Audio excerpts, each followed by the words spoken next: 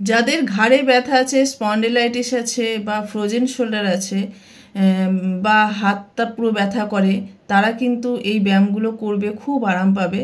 আর তোমরা নিজেরা যখনই করবে তখনই দেখবে, তখনই একটা মানে ইনস্ট্যান্ট একটা আরাম পাবে। এই ঘাড়ের মধ্যে হাত নিয়ে সামনে কনুইটা জয়েন করবে, আবার পিছন দিকে টান করবে।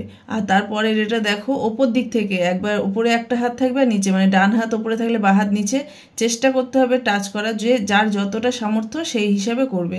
একবার ডান হাত ওপরে উঠবে, একবার বা হাত ওপরে উঠবে। আর এটাও কিন্তু সেম, যার যতটা সামর্থ্য হবে সেরমভাবেই তুলবে। খুব জোর দিয়ে চাপ দিয়ে কোনো কিছু করতে হবে না।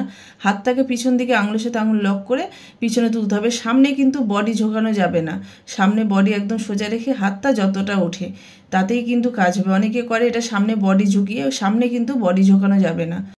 এরপর হচ্ছে সাঁতার। আমরা যেমন ছোটোবেলায় সাঁতার কেটেছি, জলের মধ্যে সাঁতার, আমরা কাটবো শুকনো জায়গায় সাঁতার।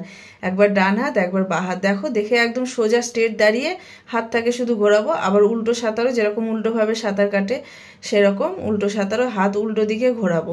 এটা স্পন্ডিলাইটিস, ঘাড়ে ব্যথা, হাতে ব্যথার জন্য খুব ভালো।